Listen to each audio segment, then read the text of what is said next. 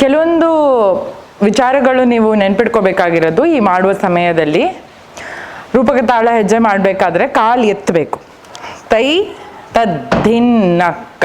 ಮತ್ತು ಸೊಂಟ ತಿರುಗಿಸೋದು ಅತಿ ಹೆಚ್ಚು ಮುಖ್ಯವಾದ ಇದು ಯಕ್ಷಗಾನದಲ್ಲಿ. ಯಾಕಂದರೆ ಆ ಕಾಸ್ಟ್ಯೂಮ್ ಹಾಕೊಂಡಿರ್ಬೇಕಾದ್ರೆ ನಿಮಗೆ ಅದ್ರ ಕೂತ್ಕೊಂಡಷ್ಟು ಚೆನ್ನಾಗಿ ಕಾಣಿಸ್ತದೆ. ನಿಮ್ಮ ಕೈ ರೌಂಡ್ ಆಗಿರಬೇಕು, ಹೀಗೆ ಸರ್ಕ್ಯುಲರ್ ಶೇಪಲ್ಲಿದ್ದು ಕೈ ಹೀಗೆ ಬಿಡಿಸಿದ್ರೆ ಚೆನ್ನಾಗಿ ಕಾಣಿಸೋದಿಲ್ಲ.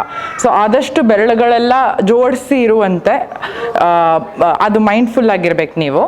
ಆಮೇಲೆ ಹೆಜ್ಜೆ ಮಾಡ್ತಾ, ಇವಾಗ ರೂಪಕ ತಾಳದ ಹೆಜ್ಜೆ ಅಂದರೆ ಕಾಲು ನೋಡಿ ಎಷ್ಟು ಎತ್ತಿರಬೇಕು.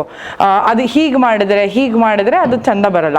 ಸೊ ಅದಕ್ಕೆ 1 2 3 ದೇಮ್ 1 2 3.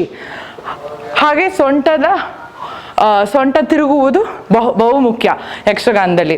ಸೊ ಈ ಹೆಜ್ಜೆ ಆಗಿರ್ಬೋದು, ಇಲ್ಲ 1 2 1 2. ಸೊ ನಿಮ್ಮ ಮುಖ, ಸೊಂಟ, ಕಣ್ಣು, ಕೈ ಎಲ್ಲ ಒಂದೇ ಸಿಂಕ್ ಆಗಿ ಬರಬೇಕು.